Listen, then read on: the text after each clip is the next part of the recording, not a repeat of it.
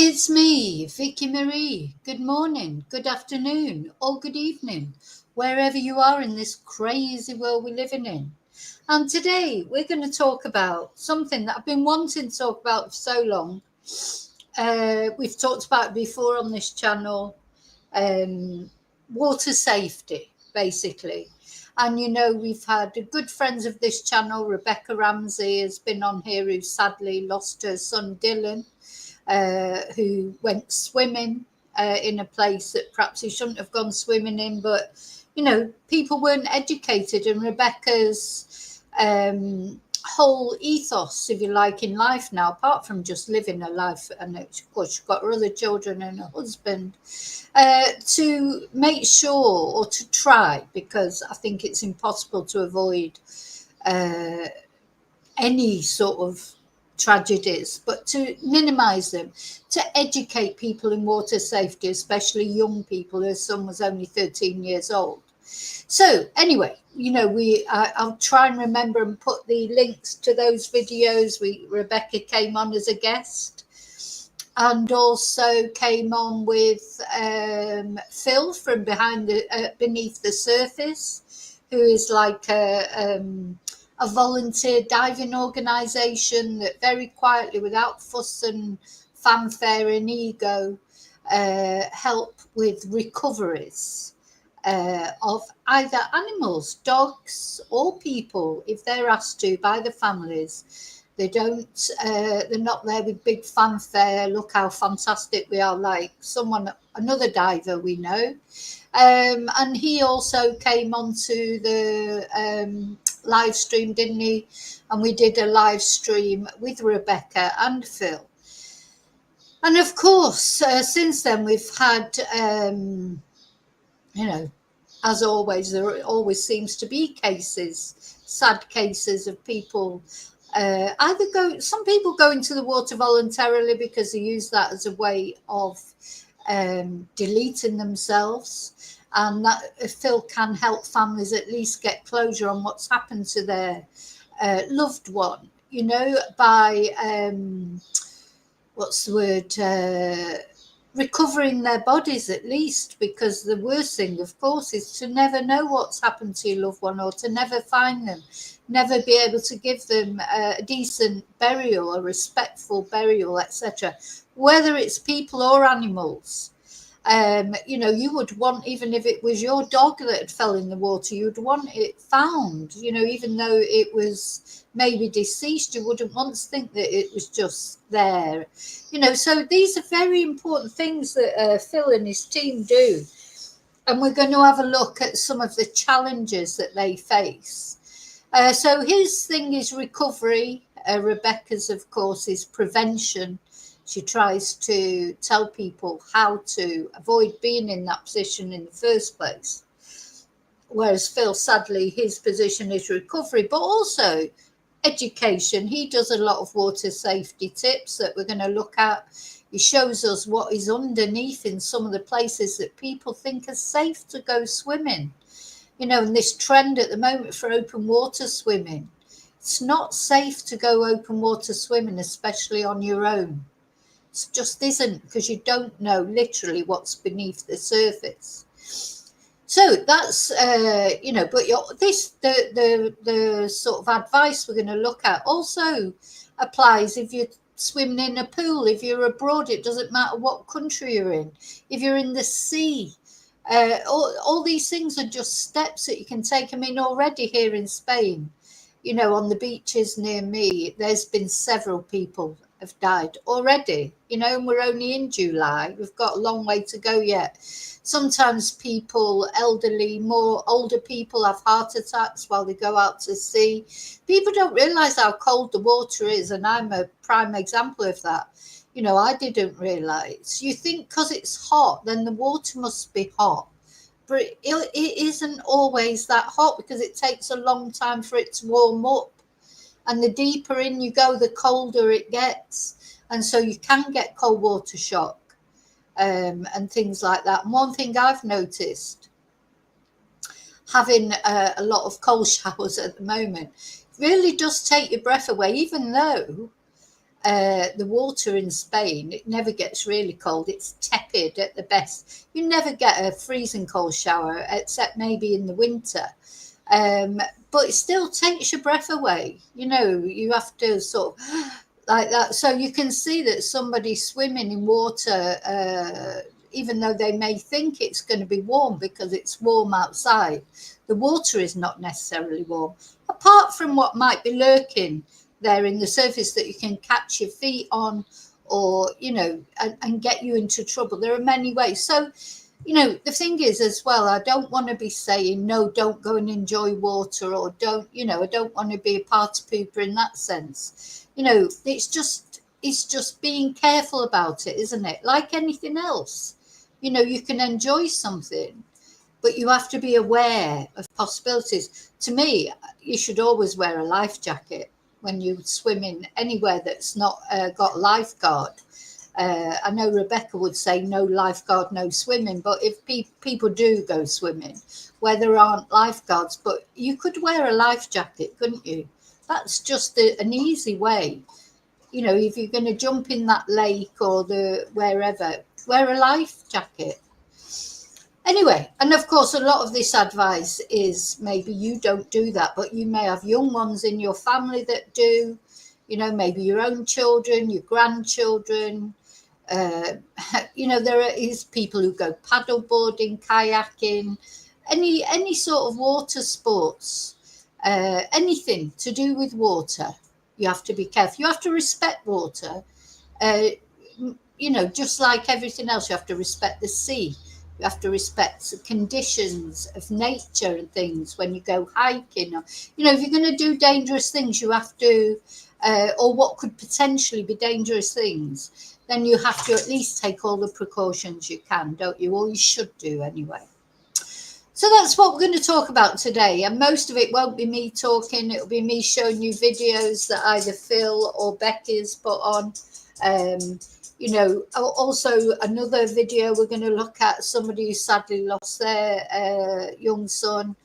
You know, and these are designed people who've lost stories about dogs that have been lost. I'm not going to go into that too much because we you know, it's very upsetting, but it's important as well. I hadn't really thought about my dogs. You know, when I take them to the beach, they should have a little life jacket on, or a lead attached to them, like a long lead, just in case they get, because they may not intend to go far out. But, you know, the currents can take them out. And even here in Spain, the Mediterranean is such a calm looking sea. There's many times you look at it and you think, oh, it looks like there's no current, but it's underneath. The current is underneath. You should never take chances. So, right, that's what we're going to talk about. So first of all, thank you. Thank you to everyone who's liked, subscribed. Let me go. Yeah, thank you to those of you who bought me Ko-fis, sent me super stickers, PayPal me. Thank you for all your lovely emails. I had a little bit of a day off yesterday, though. I think I did catch up at some point. It's not so hot here today. It's only a mere 27 degrees. Oh my God, you know, it's been like in the 30s. So it's a little bit cooler here in Spain today. Yeah. Okay, let me take the banner off. Now that I've said thank you, when I can find it, take it off. Don't forget to like and subscribe. I'm going to take that off as well, though I will put that back on every now and again just to remind people. So hi, lovely lurkers. Hi, replay crew. Thank you for watching. And hey, you loathsome lurkers, I wouldn't want this to happen to you or any of your family either. So thank you for watching too. What I would say to everyone, share this message. I always share when they put things on Facebook, because the problem with this kind of thing is you don't get to know the lives you save. You share the message that might just make one person think twice, and they don't go in the water or wait until there's other people there, or only go in the water where there's a lifeguard, etc. But of course you don't get to hear about them. You don't get to, oh, this person didn't die today in the water. So you don't get to, this is why it must be difficult, like for people like Becky sometimes, because you don't get to hear about the people you save. You only get to hear about the people who sadly do die in these circumstances. And it must seem endless sometimes. And I would imagine if you've lost your child to this kind of thing, every time you hear of something else happening, it's like PTSD, isn't it? It's like a fresh bolt in the heart, because there's another one, but I'm sure Becky 100% has saved lives, made a lot of young people think twice about just going swimming in dangerous places. But you never get to know that for sure. It is sad, really. Okay, so now I'm going to come into the chat, say hello to those of you who are brave enough to come into the chat, of course. Oh, there's a lot of you in there. Happy Sunday, Julie. Hi, Angel. Yeah, happy Sunday to everyone. Is it a little bit cooler where you feel a little bit more human today? It's gone up to 27 degrees now, so it's still hot, but, could be worse. Oh, God, it's been terrible last week.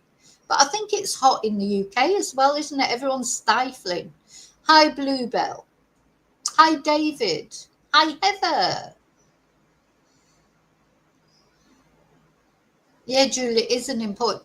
I've been wanting to talk about this for ages, but of course I've been consumed with Erin Patterson and the mushroom trial. There's lots more that I'm going to be saying about that, but not this morning. Today we're talking about the water safety, but I've been wanting to do this video for ages. Hi, Skits. Hi, KDB.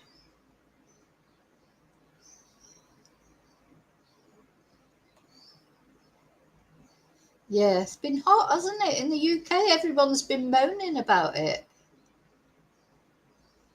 Everyone's been moaning about it.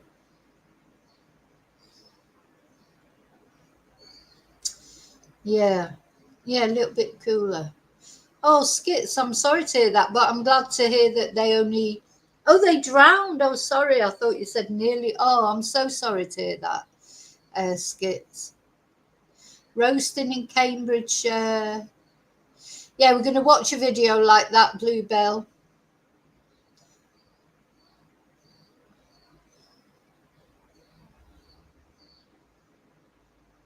Yeah. Yeah, the thing is, open water swimmers who do organised things, hopefully you'd hope this safety precaution. The thing is wearing a life jacket. It's just so easy, really, isn't it? You can swim. To wear a life jacket, surely. Ah, dear. Yeah, getting out of bed can be dangerous. What was I watching the other day? And it was those poor people, two elderly people in a care home. And a car that was being chased by the police just crashed into the care home and killed him. I thought, oh my God, you can't just sit and watch the telly in a care home. A care home, even nothing safe, is it? Cheers, I'm on shandy today. I've got beer and Sprite. Oh, God. Oh, dear me.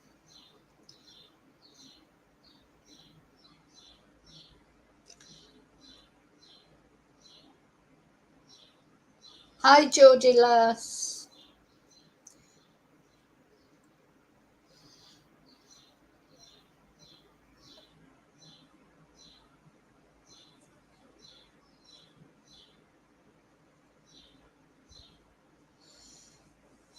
Yeah. Yes, of course, a lot of people, well, I think, didn't Becky and Phil say that a lot of people, I think it was Phil who said it, a lot of something that we were watching. Yeah, a lot of people that end up in the water, they didn't mean to go in the water. They fall into the water, they trip, they slip, they're pushed in, maybe. You know, sometimes people think that's a joke, don't they, to push someone over in the water. People have these weird sense of humours. But yeah, and then of course there are some people who choose to go into the water, you know, who want to use that as a way of unaliving themselves. We've looked at those cases. But a lot of people, of course, it's the combination. Hot weather, that's what I put in the thumbnail, hot weather, plus school holidays, of course. A lot of young people, there's a bravado, isn't there? Swimming in quarries, in reservoirs, in lakes, in rivers, etc., and just not knowing the dangers. There's a lot of bravado there. People go with their friends, and yeah. So, where am I going? Where am I going?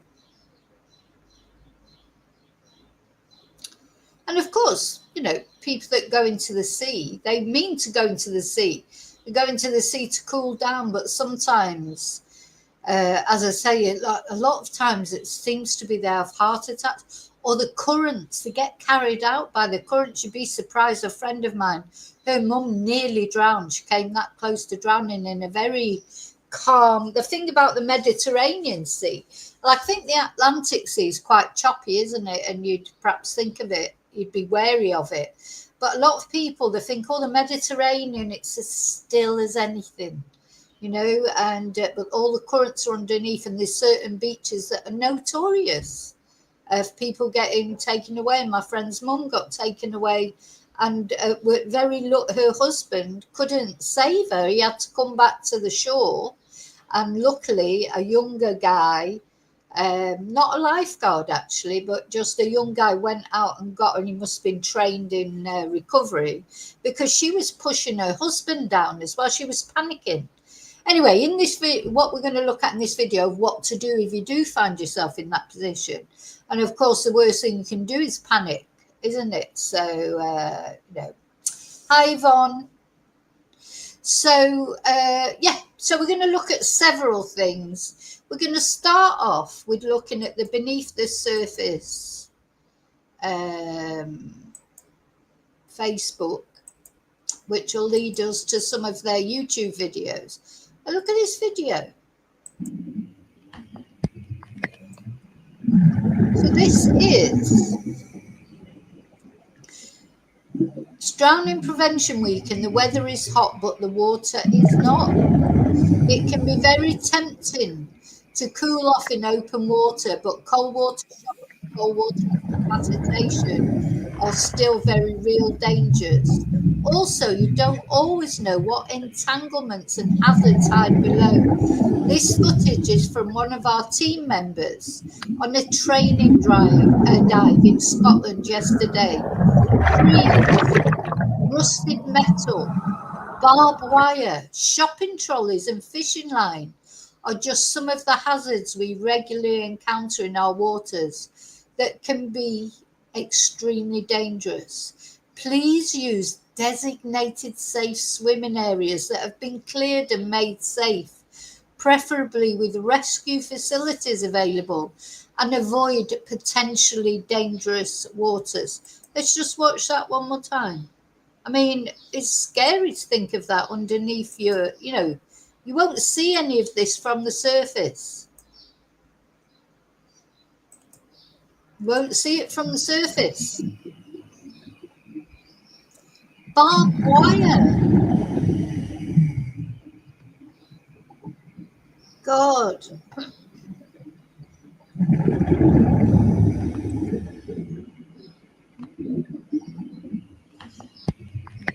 I watched Jaws last night, David. I watched it on Netflix, funnily enough. What a good film that is. What a brilliant film.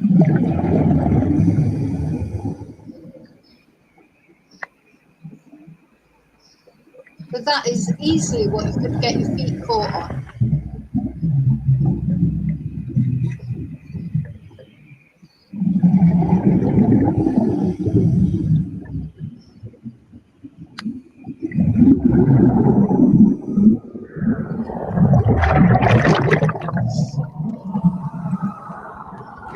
So yeah, got to be aware of what's underneath. Now, I mean, you know, I would recommend if you're a Facebook person, go onto Facebook Beneath the Surface, follow them. It's very interesting, apart from anything. You know, they're apart from the what's the word, the valuable advice that they give. It's very interesting too. So during Drowning Prevention Week last month, was it last month? Yeah. You know, they were. Thing is, these people in this team Beneath the Surface, including Phil, they're unpaid volunteers. They have jobs. They work Monday to Friday, and then when they're off, they go and voluntarily help out. They're telling you about dogs' paws. I mean, this is something we see a lot here in Spain. People walking their dogs at 2:00 in the afternoon, for God's sake. Are they mad? You know, you don't have to take your dog out for a walk, you know, they won't care. As like, you know, they might go, you have to have somewhere for them to go to the toilet. And then how long does it take to clear it up? You're going to take your dog out at 2:00 in the afternoon when the pavement is burning hot. Ridiculous. Like it says here, consider if you could walk with no shoes, put your hand on the floor and see how it feels. Miss that walk if it's too hot, or take your dog. I only ever take my dogs out in the summer, either first thing in the morning or evening, like after 7, 8 o'clock, because it's just too hot for them. But you see it all the time, people doing it, they're fools. And it says, P.S. If we see any dogs trapped in cars, we will call the police and pop the windows, no excuses. And so would I. I won't think about whether it was legal or not. Couldn't care less. You see a dog trapped in a car. You know, if I take my dogs in the car in this weather, which I rarely do, I do occasionally because I have to for whatever reason, but the windows are open, they've got a bowl of water in there. Never leave them for longer than 5 minutes. You know, might have to just pop in somewhere, buy something, or I don't know, whatever, talk to someone or do something. But I would never leave them in there for longer than sort of 5-10 minutes maximum. And they'd have all the windows open. And I don't even lock my doors either, just in case anybody had to open the door for whatever reason. You know, while I wasn't there, if one of my dogs was in difficulty and somebody noticed it, I'd want them to get them out. So, you know, I mean, but really, to be honest, this time of year, I rarely take them in the car. I do a lot more in the winter, but even then I open the window and give them water, and it's not even hot. But it's amazing what, you know what, sometimes people, you just think they've had a lobotomy or something.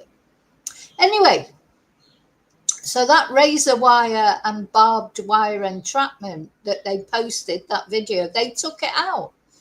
They went down there and took it out, you know, free of charge, voluntarily. We will post footage of the removal in due course. So this is one danger recovered from this area, but there remains many below, including rusted metal, broken glass, fishing line and trees. Before swimming and jumping into water, please stop, think and consider, is it safe? Your family want you to come home. It's not you misses your life when you're gone. So this is them training in a swimming pool. And here's the footage of them removing it. Let's have a look at that, removing the barbed wire. Good for them. Now, go over to their YouTube channel. They haven't got enough subscribers. They've only got 152 subscribers. I don't know what, you know, because they're not grandstanders. Do you know what I mean? They just quietly help, like they don't sort of go making a big sort of fuss about everything. They deserve more subscribers. So if you're not subscribed, go on to Beneath the Surface, subscribe. It's interesting apart from anything. Whether you think it's useful or not, it's interesting. So let's have a look.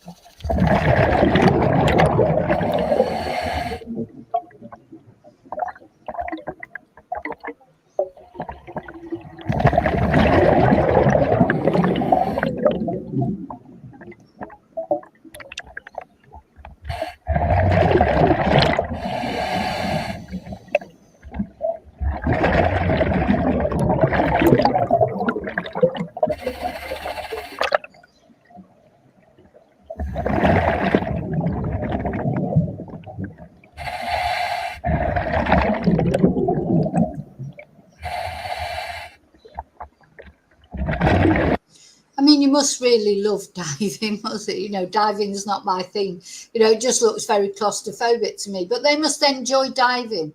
I don't know if you remember, but Phil told us when he was on the live stream that they started off, they were interested in like wrecks and things like that, you know, boat wrecks and stuff. And that's how it all started. And then somebody asked them to look for their dog. And they recovered the dog, and now they do, you know, body recovery as well. So it's quite sad what they do, because like Phil said, it's always going to be, even good news that they might take the family is bad news, because the good news would be that they have recovered their loved one or their dog.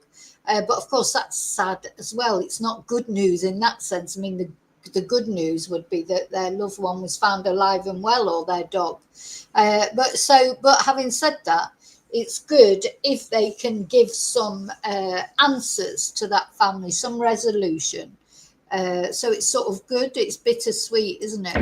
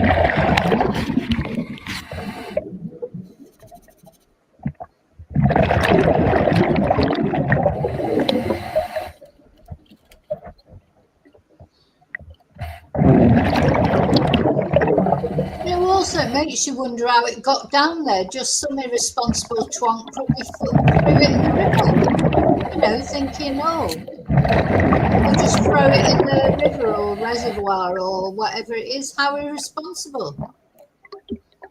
God. You know, it is amazing what these people do. It really is. It's dangerous as well, isn't it? Or you could damage your equipment, you know, by getting the barbed wire stuck on it.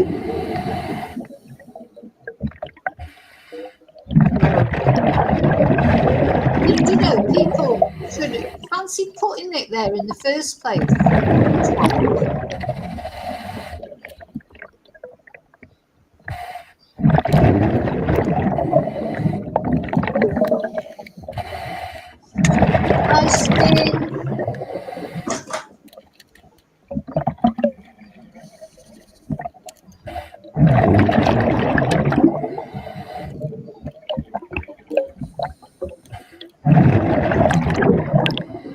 God, and it's all entangled up with the branches.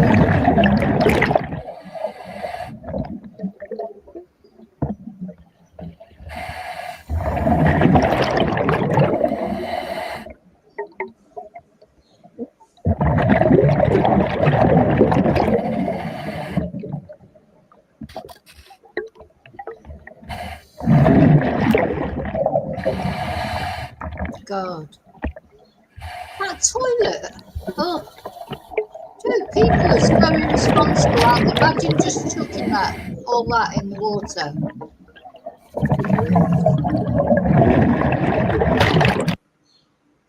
So, yeah. So let's go back to the Facebook page now. So let's have a look.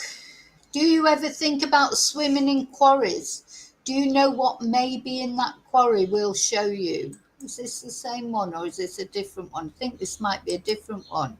So this is Eccleston Quarry that was drained. And this is what they found in it.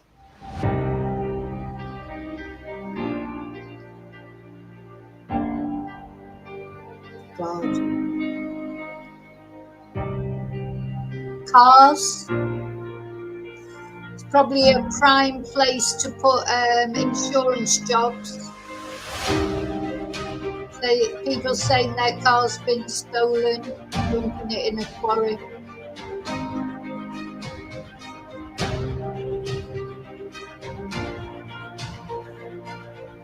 But if you cliff jump into a quarry, do you know what you could land on? Oh.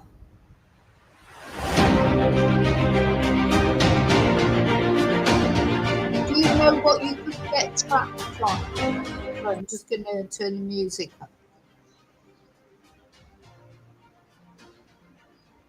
It's really, it's quite scary, isn't it, to think of all that crap under there.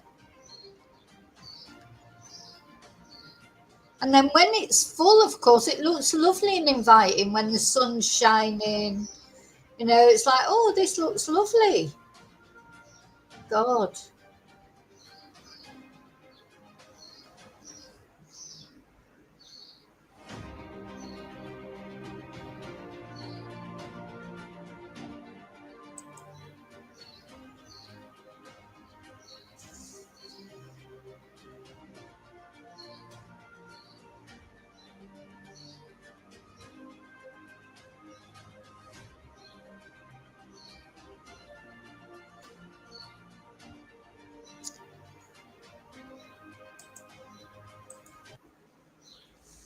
So it's been cleared now, this quarry. Now, the thing is, you shouldn't be scared of taking your dog to the water, or even, you know, there are designated places for people to swim that have been cleared, have been made safe. This is not about stopping people from enjoying the water. If you take your dog to water, but you have got to make sure, you know, maybe they could wear a little life jacket as well, or that they certainly should have one of those long leads on them so that if they did get into trouble, you could just pull them in. You know, my dogs love swimming. I would still take them swimming, but next time they go swimming, they'll, you know, I won't be letting them just go in there without one of those long leads or without a life jacket, or probably both.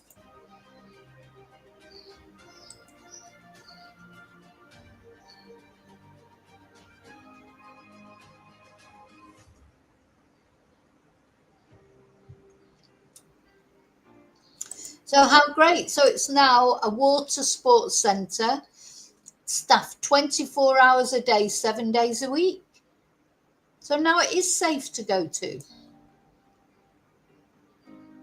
So that's it. What Phil and Becky, they're not necessarily saying don't ever. So it's been made a safe location to swim and scuba dive. So you know when you go in it, now it's been looked after. It is safe for you to go to. It's been staffed. You still have to be careful. You still have to be careful, even in, you know, respectable places. So what you're saying is, yeah, other ones, disused quarries, they're cold. And now he's going to show some sad things. It's just, you know, common news, isn't it? Teenagers. Not only teenagers. Well, this guy's 21. So they're just trying to make you be sensible, not never go in water or never take your dog to water, But, you know, God.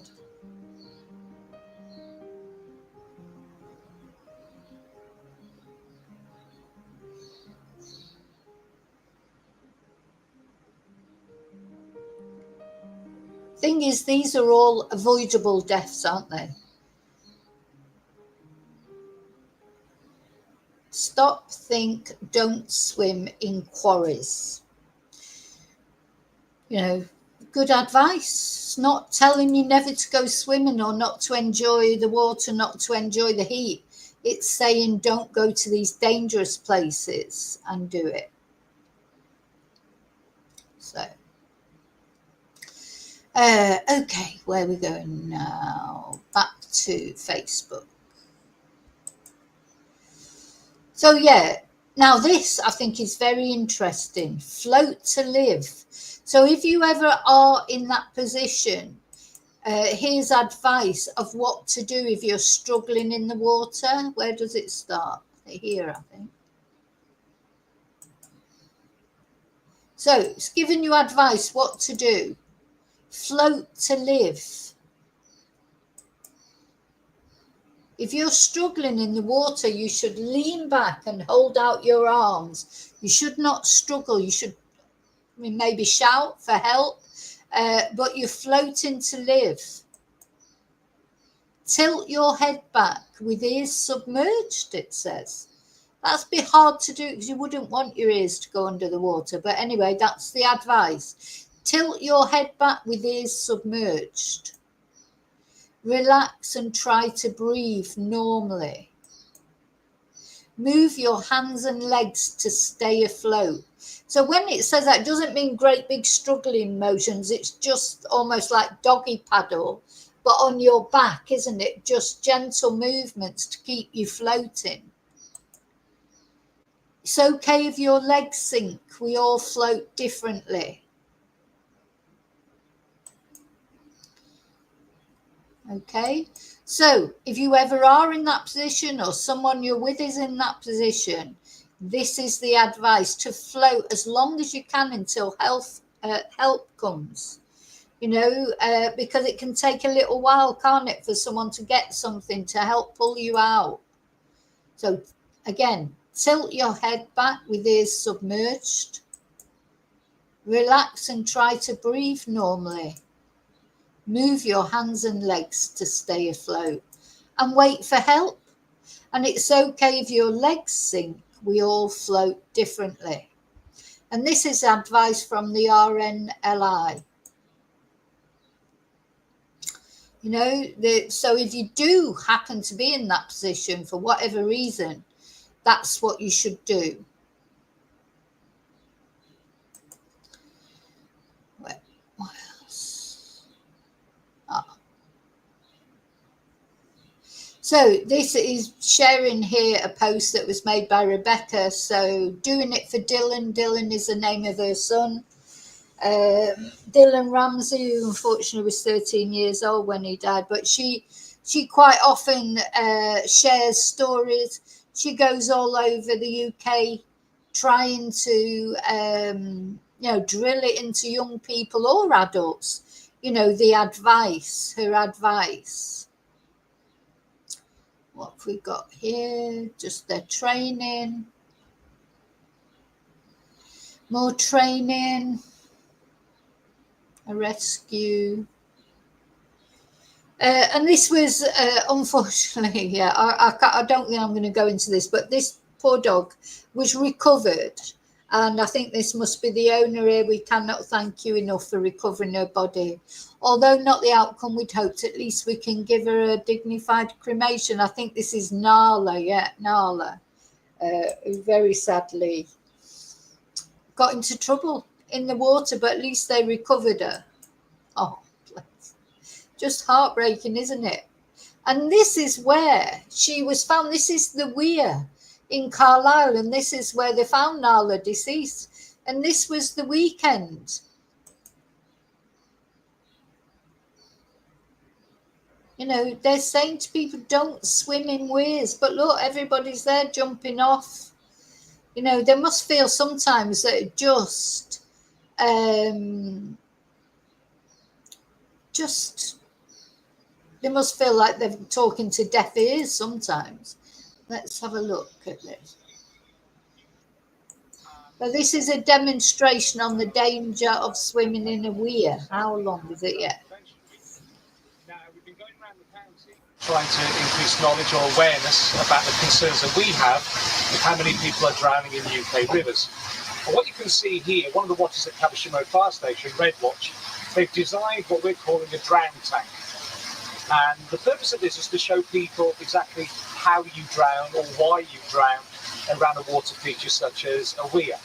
Now, if you have a look down here at the moment, we've got quite a lot of water flow, and this is just trying to replicate a weir in flood conditions when lots of water is coming. So what we're trying to show people is that if you were to drop in the weir here, under normal circumstances, you're more likely, just giving the helping hand over there, you'll just come straight out. So you'll just pop in and go over the weir, and it'll come out. Okay. But the big difference now is that if we change the level of the water, now the first thing you can see here is there's a big drop coming down here, and the other big problem you've got is there are a lot of bubbles in the water. This makes the water sort of very light. It's got a lot of buoyancy in here with the bubbles, and that affects how you can swim and get out. The real big difference now is if you put us back in here and you go over the weir, up in there again, instead of you being pushed out of the weir in the water, you get caught up in here, and it gets like a washing machine effect, and you simply can't get. And this is what happened to those paddleboarders, wasn't it, recently, that died because they went over the weir, but they got sort of stuck in the, that was a terrible thing. I mean, to me, just don't go over the weir. So, just, I know people like these sort of things, and, people like paddleboarding or whatever. So I understand that, each their own in what they like doing. But to me, I would look at a weir and I would just think, it looks dangerous, doesn't it? So what you're saying is that as the water goes down, then you get caught up, you don't come away from the weir. That's what happened to those paddleboarders. We covered that, didn't we? Yourself out the water. And even if you think, I'm a good swimmer, and if I got out to here, I would be safe, then it isn't either. It will just keep pulling you back in.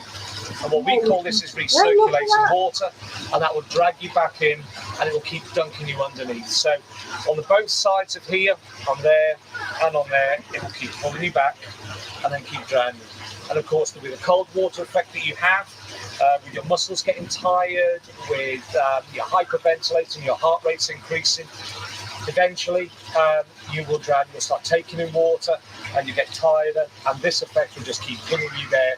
So it's quite visual. There's just a complete change in what happens when you change water levels. We're telling people never ever to jump in our waterways. Don't ever go around any of the water features on the Thames, such as locks and weirs. And this is now showing you why we don't want people into there. Thing is, people think they're in control, don't they? But they're not. Unfortunately, they're not in control of nature and things. But look at all these jumping in. God. So it's basically more by good luck if people aren't killed. Okay, we're going to watch. This is the Doing It for Dylan documentary. We have watched this before on this channel, but we're going to watch it again. We can't watch it enough, I don't think. And this is Dylan Ramsey. It was an absolutely... It was a Sunday, early in July 2011. It was an absolutely normal morning, like any other Sunday morning. I just remembered it being a beautiful sunny day. The sun was splitting through the trees. You knew it was going to be a blazing hot day. I remember the house being alone because my wife and kids had gone to see friends out of the area. It was nice and quiet. My second eldest, Stephen, was in a football tournament. Always a bit of a hectic morning when there's football. You've got to make sure the boots are there, kit's out, socks, they've got a pair of socks and they're not hard. I've had some breakfast, bacon sandwich with a coffee just to see me throughout the afternoon. We made a picnic to have food at the tournament. We got drinks together, bottles of water. I got ready for work, got in my car, and I drove to go to work to probably 2 o'clock start. Just before we left, I remember going into Dylan's bedroom that morning, and his bedroom was an actual tip. And he had plates of food and God knows what else. And I told him that he needed to tidy his room before I get back from football. He had a conversation with his dad. He said he was going swimming and could he do his room a little bit later. And he grabbed a towel and off he went. Balsu was at my son Stephen's football tournament. Everybody was sunbathing, everybody was enjoying the heat. We were just hoping for a quiet day, nice and steady Sunday. I was in the office doing my administration when I received a call through my personal radio. There was a couple of matches in, and that's when I received the phone call. Changed my life forever. Oh. I was 17 years old when I had Dylan. It was quite a long labour, but when he did come into the world, I remember looking at him and just thinking how special he was, how amazing this little person was that I'd created.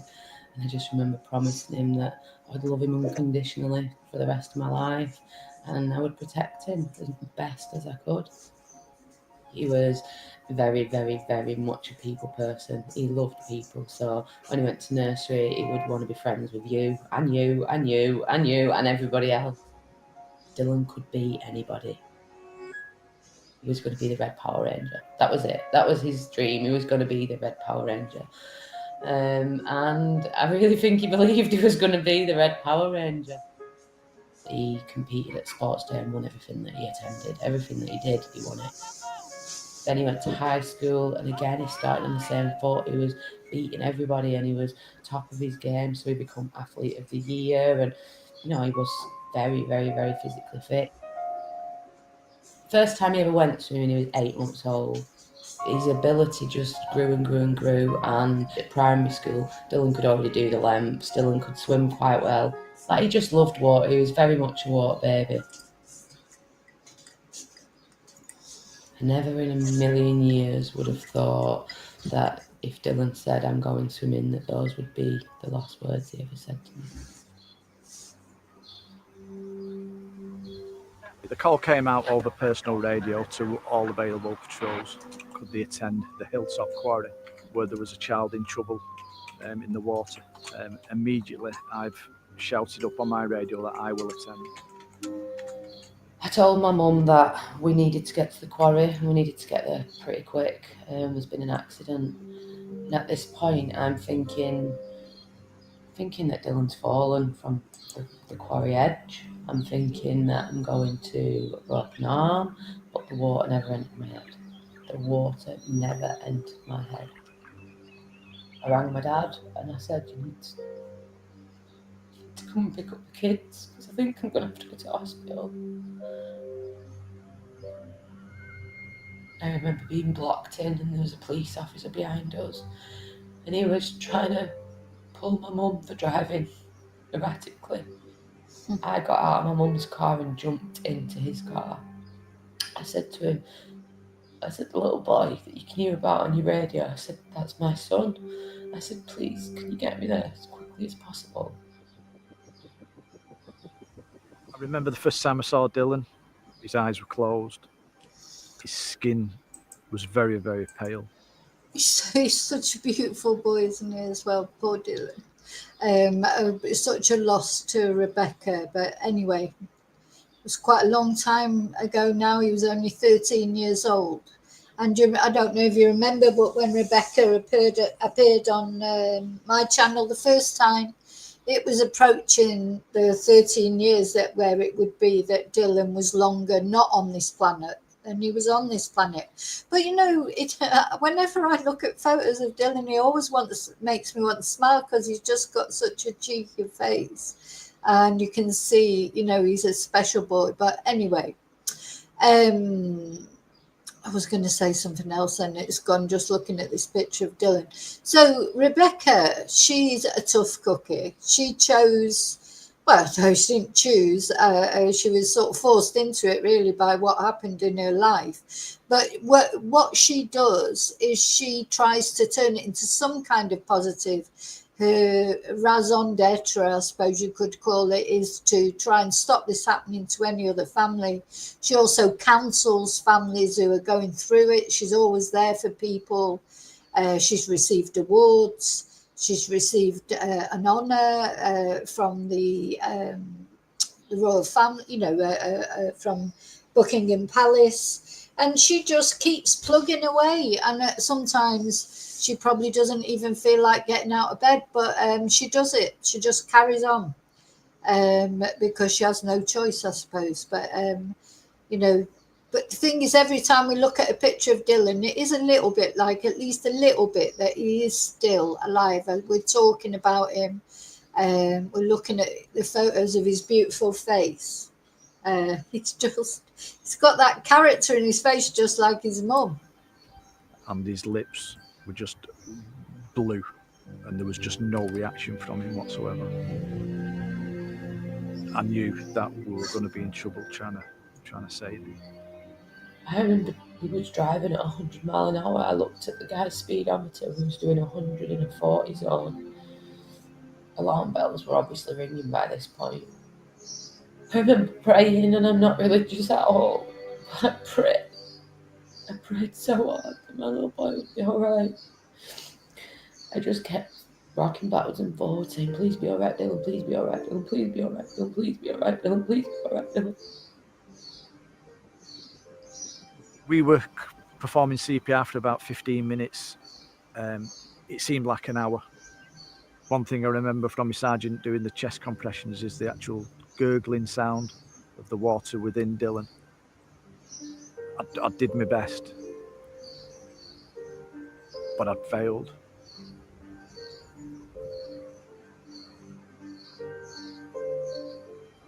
As I arrived, my husband was stood there. I jumped out of the car.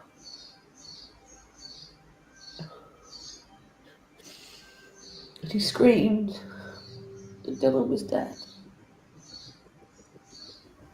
One overriding memory of that moment of going up to the top is hearing the scream of Becky, Dylan's mum.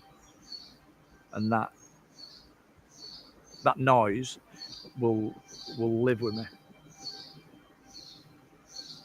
Worst day of my life.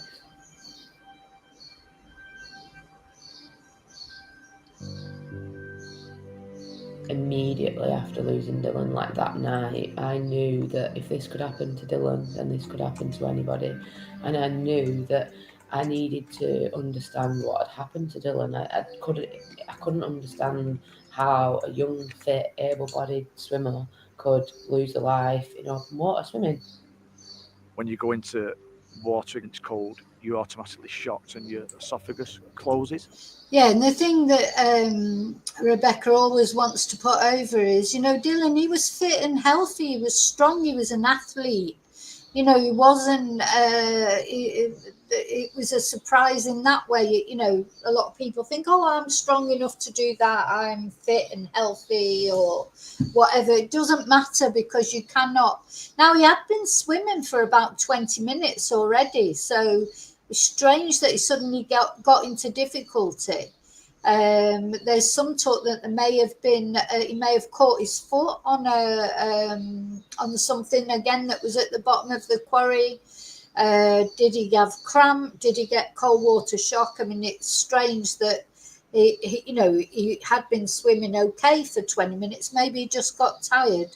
And these are probably questions that haunt Becky. Because never being able to know the real answer, because it was a very disappointing inquest. The guy that was in charge of the inquest was Dr. Aidley, of course, was in charge of the Nicola Bulley inquest and the Jay Slater inquest. And Rebecca has got nothing but bad things to say about him. He treated her terribly because she wanted answers. I don't think Rebecca has had the answers that she deserved as to what actually happened that day. But at the end of the day, the result is Dylan died and she's had to make a life without him. you're not getting blood to your arms and legs, therefore you're not getting oxygen to your muscles. 10 seconds, that's all it takes from going into the water to being rendered paralysed. Yeah, and we heard that at the Nicola Bulley inquest, it can just take seconds, but Dylan had been in the water for some time. So maybe there was more to it. Maybe he did trip up over something. You know about crossing the road safely, you know about stranger danger, green cross code and all the rest of it. This is as important. I wish I knew then what I know now, because if I knew then what I know now, I won't be sitting here reliving my nightmare. The work Becky's done, considering what has happened to her, is remarkable. It takes someone with unbelievable inner strength to do that. Most days she's talking about her son. Remarkable. I hope Dylan watches from. Oh, she's a strong person, Rebecca, she is. And but do you know what? I think probably what she'd say is that she didn't really, that she didn't have a choice. Obviously, she would rather have not had to be a strong person. And, you think about sliding doors moments in your life that if Dylan wouldn't have gone swimming that day, or I don't know, that the result would have been different. She wouldn't have to be doing this. But I suppose it's something she feels compelled to do. And she told us there are days where she doesn't feel like getting up, but she gets up because she does it for Dylan. And that's why her social media, etc., is doing it for Dylan. And there'll be days where she won't feel like facing the world, and other days where she wants to do it. Just a terrible situation, isn't it? Both. If I didn't think that we would be reunited one day, I'm not sure I could go on. But I have to think that one day, when my time comes, he'll be waiting for me.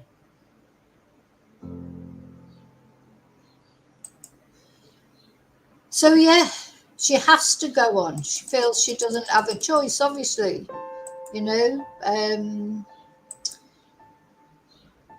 So I wanted to watch that, and then there's one more video I want to show you, which is a similar story from someone who very sadly lost her 15-year-old son. This lady lost. So we're going to watch it. So the purpose of me, as I say, doing this video, it's not because I don't want people to enjoy the water or enjoy the sun, or I just want to bring this to people's attention so they do what they do safely. Enjoy it, but be mindful, because we don't want other people to have to go through this. So this is another lady who very sadly lost her son as well to the water. It took 3 days to find him. So that was absolute torture, because I just kept thinking of him under the water. Sorry. Oh.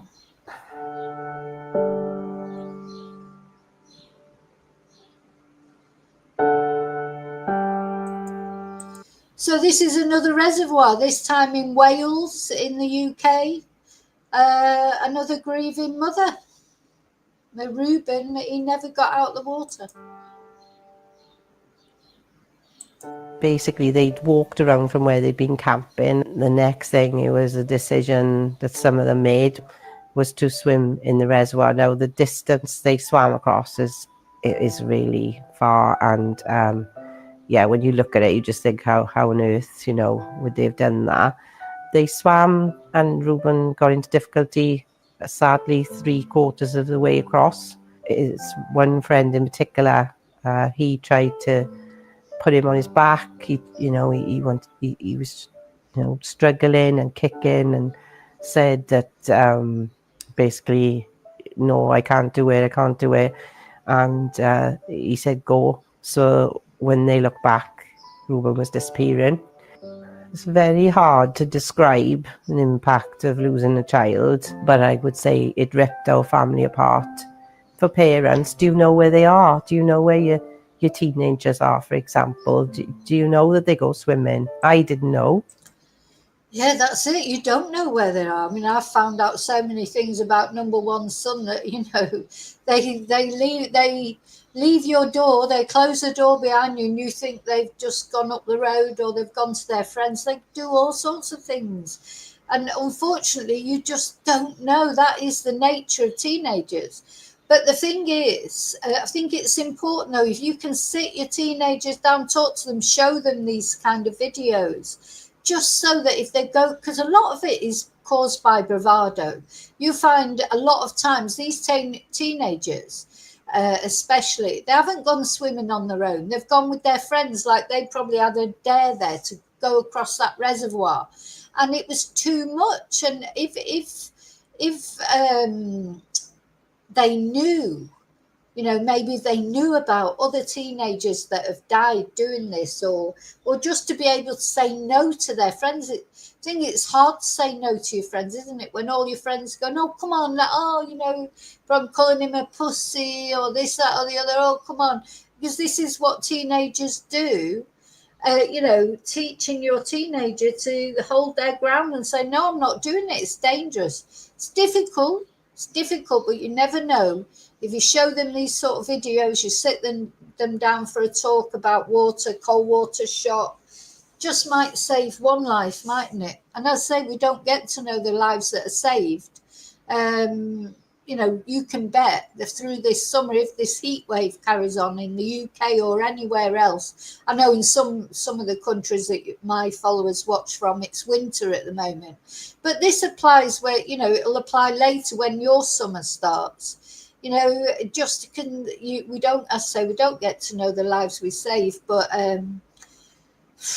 just, it's got to be done, isn't it? They've got to realise that some things are dangerous. I think we try and protect our children, don't we?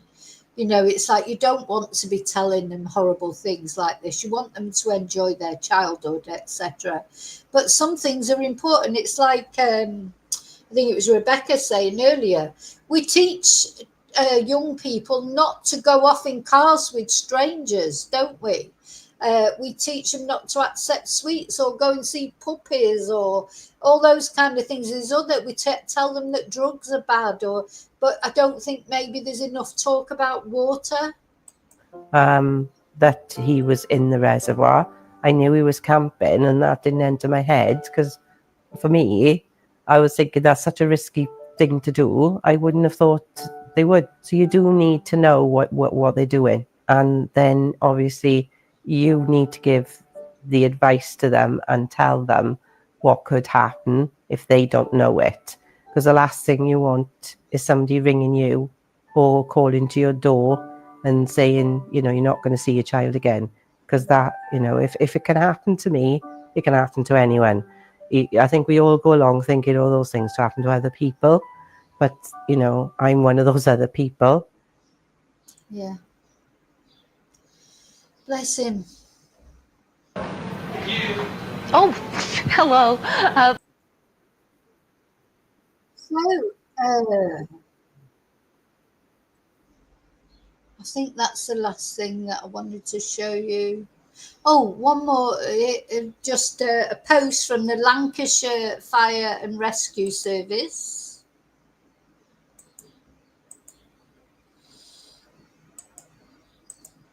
You know, they're trying to warn people, but, you know, it's maybe they need to aim for TikTok or something.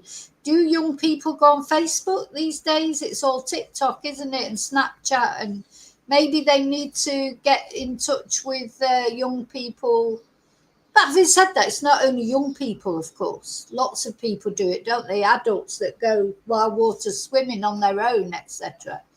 So they say with temperatures reaching 31 degrees in parts of Lancashire, which is unheard of, isn't it? Some of us may think to head to the water to cool off.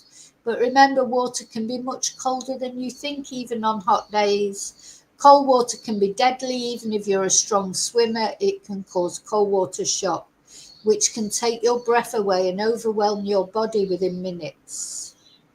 If you see someone in trouble, call 999 and ask for the Coast Guard. Never attempt to rescue yourself. And that's difficult. That's the other. There was a gentleman died a couple of weeks ago trying to rescue. I did rescue someone else, but you're not. So it'd be difficult not to try and rescue someone, wouldn't it? But you're not supposed to. Anyway, float to live again. Tilt your head back. Focus on calming yourself and regulating your breath. Spread your arms and legs. And once your breathing is under control, call for help or swim to safety if possible. So all we can do is give the advice, isn't it? All we can do is give the advice. We can't. Oh, let's have a look at this one. So drowning isn't like it is in movies. Drowning is silent. Let's have a look. So it's showing you what to do. This video is good because it's actually showing you what to do. Let's go back to the beginning.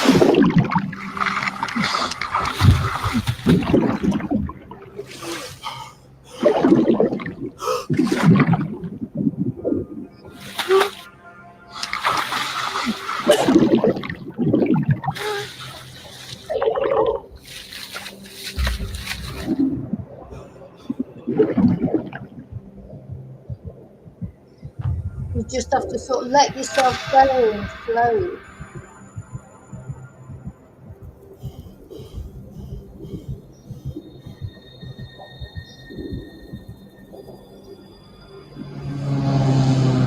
God, well, you have to hope you're just never in that situation. But if you are, that's what to do. Respect the water. Yeah. You know, good videos, these. Sometimes you just have to drum it into people, don't you? So, okay. So thank you for watching. Thank you, Skits. Yeah, rest in peace, Ruben. Thank you for watching. I hope you just never know. Please remember to like, subscribe, share, tell your friends, share it with your friends, especially the young people in your families, etc. Because it is hot in a lot of places at the moment. It's so hot, and in places where it's not normally hot. So I think they're the places that people, may be more likely to do it, because it's unusual, isn't it, for it to be as hot as it has been in the UK. But yeah, have a good day. Don't go jumping into any rivers or anything, unless they're been made safe and there's people there's a lifeguard. Remember what Rebecca, she always says, no lifeguard, no swimming, as far as she's concerned. But all you can do is take the precautions you can take. So have a good day, or afternoon or evening. I'll see you really soon in the next video. Oh, I forgot to put on my like and subscribe thing. I'll put it on just briefly now. Thank you so much. And as you say, rest in peace. Ruben, let's have a candle up for Ruben as well. And Dylan, of course. So rest in peace, Ruben and Dylan, and anybody else, who's lost family members or animals to rivers, to water, to the sea, to any type of water. Swimming pools as well. Swimming pools, you have to be careful. And if there's not a lifeguard there, I'll see you really soon in the next video. And until then, may your God go with you. Thank you.